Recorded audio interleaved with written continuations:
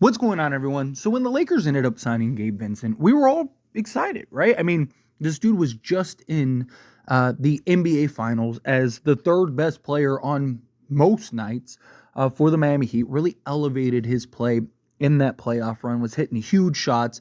Was heavily relied on, and just doing it all for Miami. Was a real dirty work player, playing both sides of the basketball, and was like, man, this guy's going to be a guy off the bench for us. Great pickup. Got him for a very good price, the mid-level exception. And it was like, okay, this is going to be a piece that's really going to help us for now and the future, right? He was still young at the time, 27. Now he's 28. And wasn't very great, right? It was like the Miami curse. We saw it with Kendrick Nunn. Then you go and get Gabe Vincent, and it was like, great. Now he missed pretty much the whole year. Played like 11 games for us, which wasn't great. And even when he did play, he only averaged 3 points. I'll be nice and round up to a rebound, 2 assists, a steal. But he shot 30.6% from the floor on 4.5 attempts, 10.7% from three-point range on 2.5 attempts, 57.1% from two-point range, which was good. Had an EFG of 33.7% and with 50% from the foul line. It was like, okay, this guy, yeah, this did not go well. And then we got into this season, and it was just like, man, we really need to trade this guy. This guy has not been great. This guy has not been what we needed him to be. This guy has been very disappointing, right? And he came in a little shaky still, a little kind of like, okay, yeah, he's not the guy that we thought he was going to be. You know, it was the Miami culture guy. You know, some guys just fit that culture seamlessly. And he seemed like one of those guys. But the last, 15 games or so, he has been fantastic. He has been huge for the Lakers and part of their recent turnaround and resurgence. He's a guy that's been hitting the three ball with real efficiency.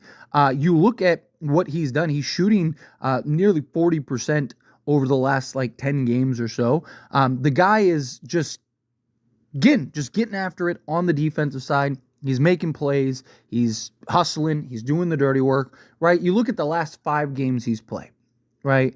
He's put up 11 points, 12 points, 15 points, 12 points, and 9. He's averaging double figures. Gave you 4 assists, 7 assists, 1 assist, 2 assists, 3 assists. Rebounding the ball. He had a 3 rebound game, 1 rebound game. Couple goose eggs for the rebounding, but I mean, again, he's an undersized guard. He's not really there to do that. He's just kind of picking up strays here and there. But he's getting steals, getting the occasional block. But it's more so his shooting, right? Like you look at, again, the last 5 games, almost 8 attempts across the board.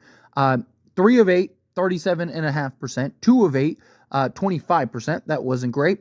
But 5 of 8, 62.5%, 4 of 8, 50%, 3 of 6, 50%, right? And he had field goal percentages of 44%, 38.5%. That was the 2 of 8 game, 62.5%, 40%, 50%, right? That's his last 5 games. He's really starting to look like Miami Gabe. And he's being exactly what you want. But he's not a guy that we expected to come in and be a 20-point-a-game guy. That's just not who he is. Right? You look at his last season with Miami. He was basically a 9, 2, and 3 guy that gave you a steal and half a block a game. That's what we were looking for. It was more of just like a guy that can come off the bench, solidify the bench. You lost Dennis Schroeder. He's a guy that can come in. Yes, the ceiling with Schroeder is higher, right? Like when Schroeder's on, that dude can go get you, 20 and 12, right? But Gabe Vincent is more of a constant, in my opinion, right? Like, you know what you're going to get from Gabe Vincent. Where Schroeder, you don't really know what you're going to get at times, right? He'll have a game where he goes and gives you 25 and 12, and then the next 3 games, he's like 2 of 12 from the floor, just like, I mean, the defense is always there, but it's just like the consistency on the offensive side. Where if you look at Gabe Vincent, again, it's like clockwork, right? When he's in his zone, it's clockwork. And again, look at the last 5 games, 11 points, 12 points, 15 points, 12 points, 9 points. It's like you're getting roughly the same amount of numbers game after game after game after game. I mean, the percentages, all of it, are nearly identical game after game after game after game. And so it was like he's a guy that can bring that level of consistency you need and that consistency you'd be looking for on a regular basis, on a nightly basis to really kind of turn around and kind of help reshape this roster.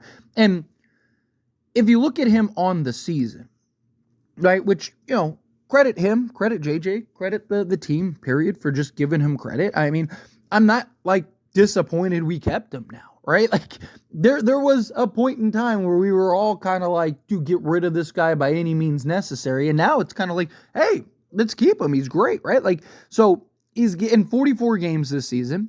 He's giving you 20.4 minutes per game. He is shooting 41% from the field on 5.2 attempts. He is shooting 35% from 3-point range on the season. That's primarily because like I said, these last like 10, 12 games that he's played, he's real, like he was again looking like a 12% guy. So he's heading in the right direction. I wouldn't be surprised if he's a 37, 38% 3-point shooter if he maintains by the time the season's over. But this is just through the games in which he's played so far total. That's including the abysmal start to the season, right? Where he was literally the worst player in the league by like every metric. So he's really he went from worst player in the league to like, now he's actually been one of the Lakers' better players. But he's shooting 54.3% from 2-point range on 1.6 attempts. EFG of 53%, which is the best he's had since the 2021-2022 season, in which he was 53.3%. And it's the second best EFG of his career. And then he's giving you 1.5 rebounds, 1.5 assists, a steal, half a block, and 6 points per game average. Again, I think that'll get up to what I expected him to be. I think he'll be a 9-2-2 guy, right? Get you a steal, a block a game. But he's a guy that I think can really have an impact on this Lakers roster continuing going forward. And he's also a guy that is known to elevate come playoff time, right? Like that was the real thing. That was the excitement about him. He's a guy that's not afraid of the moment. He's a guy that you look at and you go, man, like he can really do some things, right? So like you look at that last stint with Miami, right? He averaged 12.7 points, 3.5 assists, 1.4 rebounds, a steal, half a block, right? And then shot 40% from the floor, but 38% from 3-point range on 6.1 attempts, right? You look at that same year on the offensive side of things, right? He averaged 9.4 points. He had 2.5 assists, 2 rebounds, but he shot 33.4% on 5.1 attempts. So again, like he elevates, he shoots better. He was a bigger productive player. So it's a guy that, again, you get that can really kind of give you that production on a nightly basis, a guy you can throw out there that you know is going to play his role, do his job, and have an impact on the basketball court. Been really impressed, right? And I'm looking forward to the second half of the season to really just see, like, what can he do? What can he provide for this team? Because I do think he's a guy that could really, really help solve a lot for the Lakers. But anyway, as always, this is a discussion, and I pass the question on you.